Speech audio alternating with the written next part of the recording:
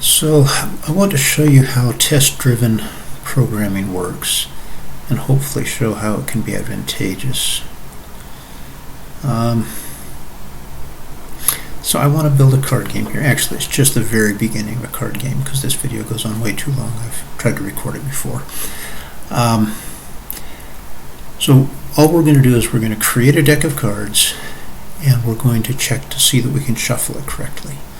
But we're going to test these functions before we actually write them. So this one will be def create deck,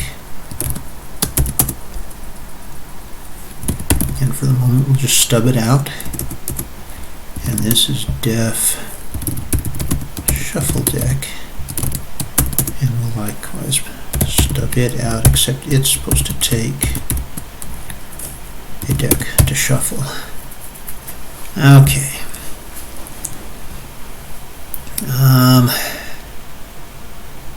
Yeah.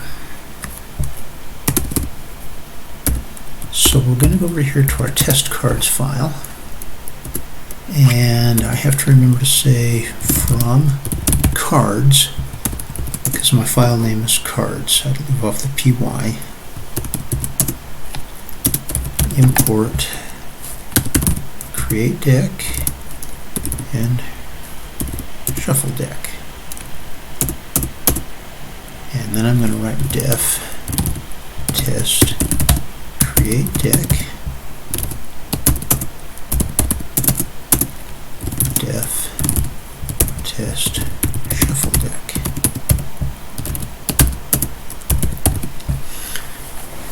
And so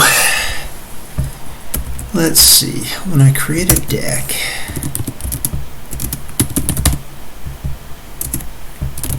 so I just call that and create the deck. So I should say assert length deck equals 52, because I expect there to be 52 cards in a playing deck. And then I want to see if it's the correct cards. Now I'm going to create the deck using program, so the cards will be in a strict pattern.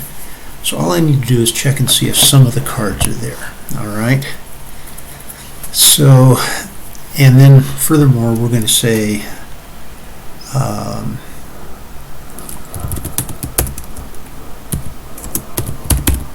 we're going to create a list of indices and cards. So at index 0 I expect to find the ace of spades. And then at index 1 I expect to find the 2 of spades, and at index 12 I expect to find the king of spades, and at index 13 I expect to find the ace of clubs, and at index 26 I expect to find the ace of hearts, and at 39 I expect to find the ace of diamonds, and then at 51 I expect to find the king of diamonds. And so we do a little editor magic to turn that into code. And so if those cards are in those places, I've probably created the deck correctly. So what I do is I say for index card in index cards, assert deck subindex equals card. And that's pretty simple. So if I try and run my test right now, it'll say it fails because the deck has no length, which I kind of expect because I haven't written the program yet.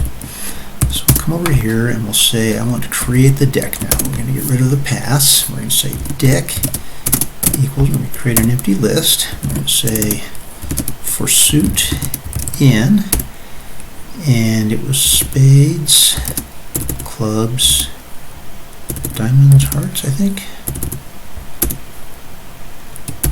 And then for, we'll make a card number. How does that sound?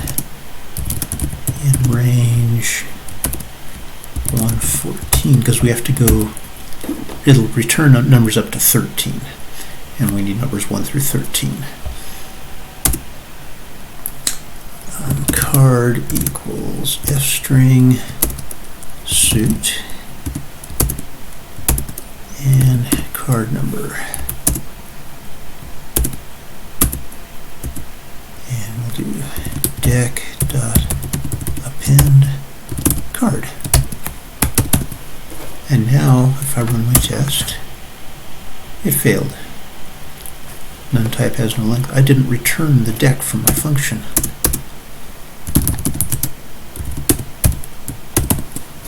Interesting how easy it is to forget that. D1 is not equal, so I expected hearts then diamonds. Here I did diamonds then hearts. So we'll just change the order here. It's not really vital what the order is. It's just that my test has to agree with my creation. And so now, without even looking at the deck, I know that it's created correctly. All right? Now, shuffling a deck is a much more complicated problem. And interestingly enough, it's not that hard to write a shuffle deck routine. What you want to do is you want to swap the position of 2 random cards and do that repeatedly. So we're going to say for, and underscore means I don't care what that variable is named. Underscore is a very quiet name. It doesn't get in my way. And I'm going to say 10 times I'm going to swap cards. So index 0 equals random dot randint, and it has to be between 0 and, let's forget that's ling, deck minus 1 because it's inclusive, unlike my range which is exclusive. And then I'm going to have an index 1 which also has the same thing. And I'm getting all these squigglies. I haven't used these variables and I haven't imported random, so I need to import random. There we go. And that gets rid of those squigglies. So now I have to swap 2 cards. How do I do that? Python gives you kind of an interesting way. You say deck sub index 0, deck sub index 1 equals deck sub index 1, deck sub index 0. And so it takes the card at index 1, puts it into index 0. It takes the card at index 0 and it puts it into index 1. So it's a real simple swap. And then we're going to return the deck, which is the same deck as was passed in, but sometimes this makes our semantics a little bit easier. So writing that wasn't difficult, but how do I tell if a deck is shuffled enough? Now obviously I could say print shuffle deck, create deck, and so we have one more there. And I could just run cards. So is that shuffled enough? Well, if you notice, I've got S3, 4, 5, 6, 7, 8, 9, 10, 11, 12, 13 gets put over there, but it's not a very random looking deck. So how do I decide if it's random enough? So this is where my test comes in, and ideally I should have written the test before I wrote the routine. The routine was pretty simple.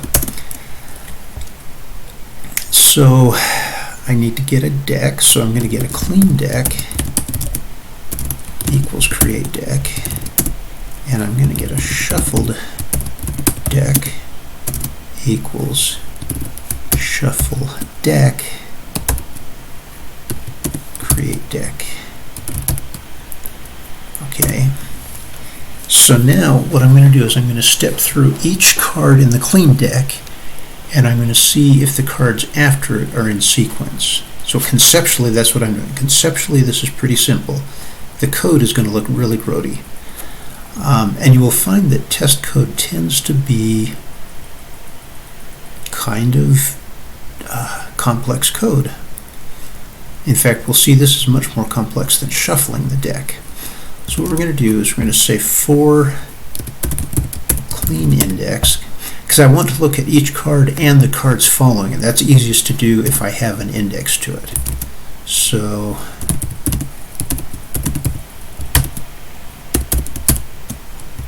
clean deck. So the clean card equals clean deck sub clean index.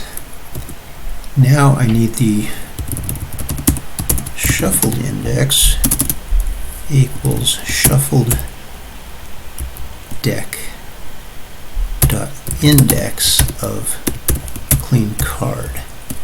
So it's going to look in the shuffled deck and it's going to find the position of that card. That's what index does.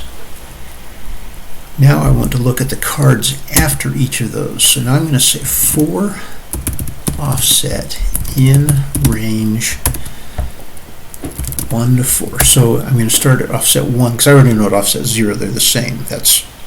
I've set this up specifically so that's true. So I want to look at 1, 2, and 3 after the card I'm looking at. And let's set a boolean here called same order, and now I'm going to say same order and equals, and that's a little inobvious, but well, let's write the rest of this and I'll try to explain what and equals does. Clean deck subclean index plus offset equals, and this line is getting long so I'm going to put a continuation there, shuffled deck sub shuffled index plus offset. So it's going to look for each offset and it's going to see if the clean card at that position is the same as the shuffled card at that position, which would mean the cards are in sequence. And if they're the same, it returns true. So and equals says same order equals same order and this condition. So if the card is not in the same position, this will go to false and it'll remain at false. But as long as they're in the same position, it'll stay at true. So now I just have to go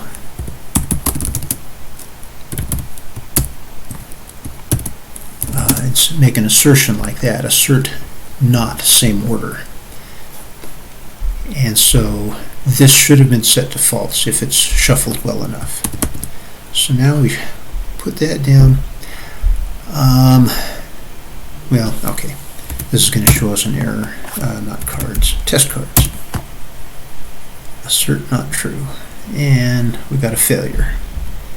And so if I go back and look at my shuffle routine, I was only doing it 10 times. So let's do it 100 times and see if that shuffles things well enough. So let's try that. And now I got a list index out of range. Why is that? Well, this was a pretty stupid error on my part, and I knew I was leaving it in, but the first time I did it on accident, so we'll pretend like it's the first time. I'm looking at each card in the deck, but then I'm looking at the cards after it. Well, when I get to the end of the deck, there aren't that many cards after it. So I shouldn't go clear to the end of the deck.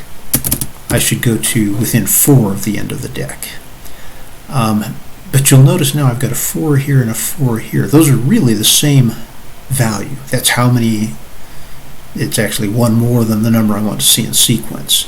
So what I should do is create a variable. We'll just call it max offset. And then we'll replace every occurrence of 4 with max offset. Okay, and that makes it clear that that's the same value in both places. But there's one more problem here. Suppose I'm looking for S1, but it's been shuffled clear to the end of the shuffled deck. Well, there's not going to be cards in order after that, so I also need to say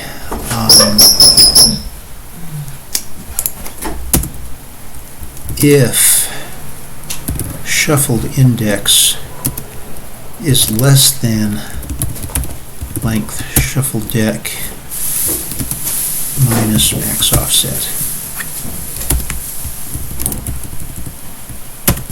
And I indent all of that so it's inside of the if. So if the card has been shuffled to the end of the deck, there's not going to be that many cards in order after it because it's at the end. So now we can test this.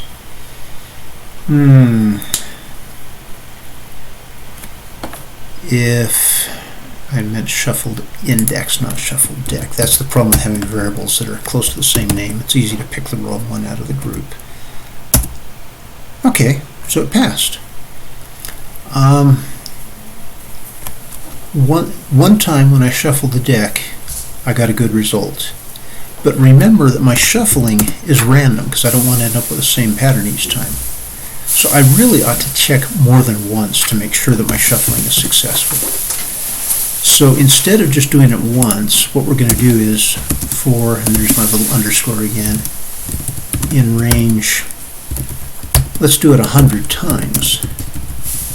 And if it does it 100 times, then I'm confident that my shuffle is good.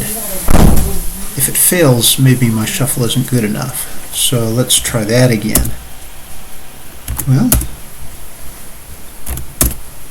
it's passing 100 times, so that suggests my shuffle is good enough.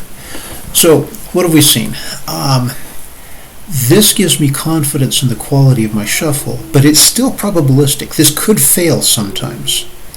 And so ideally I would set an upper bound on the number of times it could fail, and if it fails then I would have to change my shuffle algorithm. How would I do that? Oh, maybe I would say n failures equals 0. And then I say here, if same order, n failures plus equals 1. I come clear back out here and I say n failures less than 3. So let's say I'm going to allow 2 failures out of 100. And since it passed with 0 failures out of 100, it should pass this as well. But what I'm saying is, if 2% of the time it doesn't shuffle that well, I'm still happy. It's only if it gets higher than that that I'm unhappy. And I could make this 1,000 and make that actually, let's make this less than or equal to 20. Then it stays at 2%, right? But again, I have to change in 2 places if I want to change that. So what this really should be is n shuffles equals 1,000. This is n shuffles. I ought to make that uppercase. Why? It's not a number I'm going to change, and so this kind of indicates to me it's in the form of a constant, basically. And this should be n shuffles times 0.02. That's my 2% of n shuffles. Why do I get a squiggly there? Oh, it just didn't clear it off because I left the line there. Okay, so now if I run my test, I know that it passed, that it didn't have a problem any more than 2% of the time, and I'm willing to accept up to 2% errors. And you'll notice it takes longer. It's taking 0.72 seconds instead of 0.16 seconds because I'm doing this test 1,000 times, but in order to know it's good, 1,000 times isn't too bad of a price to pay.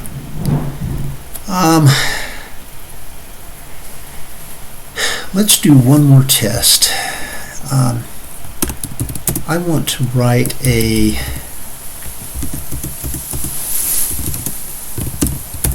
card name routine given a card, because S1 doesn't look much like the ace of spades. So I want something that will translate S1 into ace of spades. So I'm going to say suit character equals card sub 0, and card index equals, and that magic incantation means everything after the first character, okay? Because remember, my index can be 1 through 13, so sometimes it's 2 characters. So now I need to build a name. Let's do a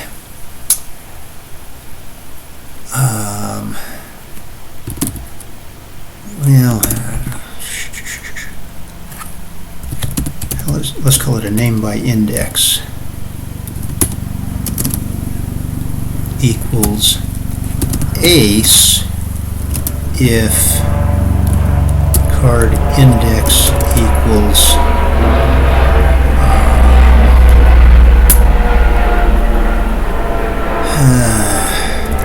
we'll use a string.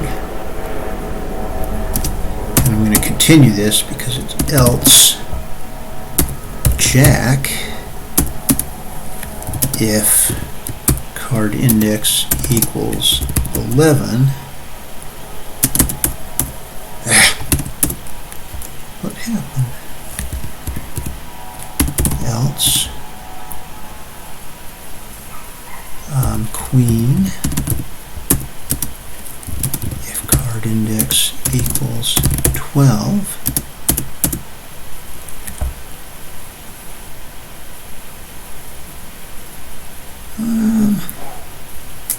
Yeah, we'll just do this. Not sure I like this approach, but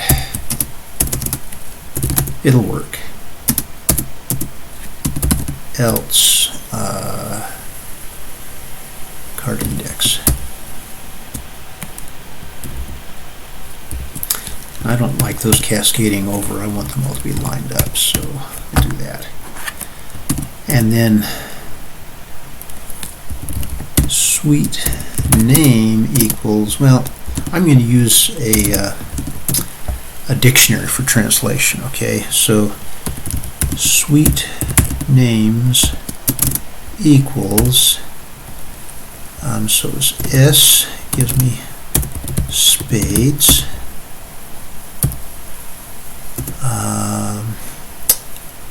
clubs, C gives me clubs, D gives me diamonds, yeah,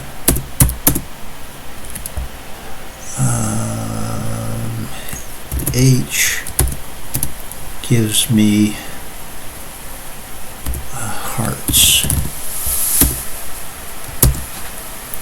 So now I'm going to say suite name equals suite names sub suite character. And then I'm going to return an F string of, so this is name by index, and this is suite name. Okay, all my squigglies have gone away. So notice shuffle deck, the code to check it is much more complex than the code it's checking. And this is especially because it's probabilistic. It's not going to give you the same results every time. This is deterministic. Same card in will always give you the same name out. So we can probably test this a little more it's probably easier. Let's see. So we're going to say, come on, reading. Def test card name. And notice none of these test functions ever take a parameter. There's an exception to that, but it's for a very special case that we're not going to get into right now. Maybe I'll do an example next week. So I'm going to do something like this. I'm going to have card names equals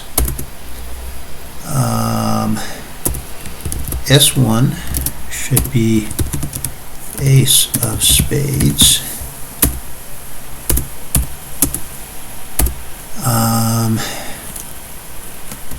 Now we're going to let editor magic help us out again, right? So S2 should be 2 of spades.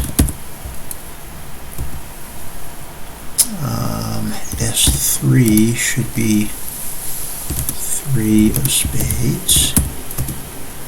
C4 should be 4 of clubs. C5 should be 5 of clubs.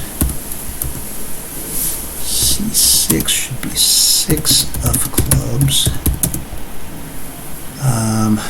H7 should be 7 of hearts. H8 should be 8 of hearts. So I want to try each suit and each card number, but I don't have to try every combination of both of them. So I'm happy enough to do this of hearts. And then I've got D10 is the 10 of diamonds. D11 is the jack of diamonds. D12 is the queen of diamonds. And D13 is the king of diamonds. And now we do a little magic here. Oops. Hang on just a minute. I've got to take a call here. Hello? Oh, okay. Bye. Okay. Bye. Sorry. Wife telling me she's going out on an errand, so that's fine. Okay, so now we're going to do a little more editor magic, and we're going to do. So what this does is it records my keystrokes and just repeats them. Okay, I need to have the open there. Go to the end of that, add a comma, go forward one space, add a quote, go to the end of the line, add a quote, close, and a paren. Go to the next beginning of the next line, and if I repeat those actions, it does that. And of course I have to get rid of the last comma, but that's a small price to pay. So now I say for card name in card names, assert card name card equals name. And so in this case, yeah, I had to set up this list, but the code to check it is very short, as opposed to the code that I'm checking, which is somewhat longer. And so this happens. When there's a nice pattern, the check can be pretty simple. When there's less of a pattern, it may be easy to generate, but it may be much harder to check.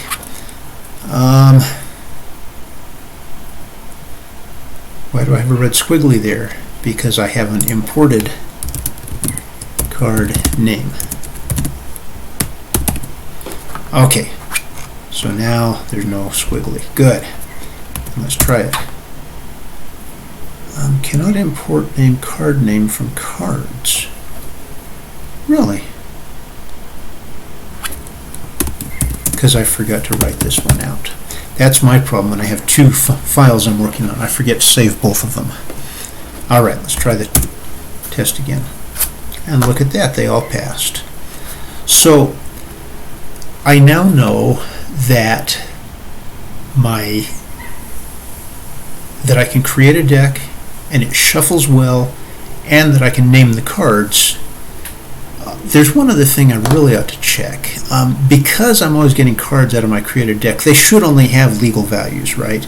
S, C, D, or H followed by a number from 1 to 13. But if something happens where that doesn't occur, I'll get an error out of here.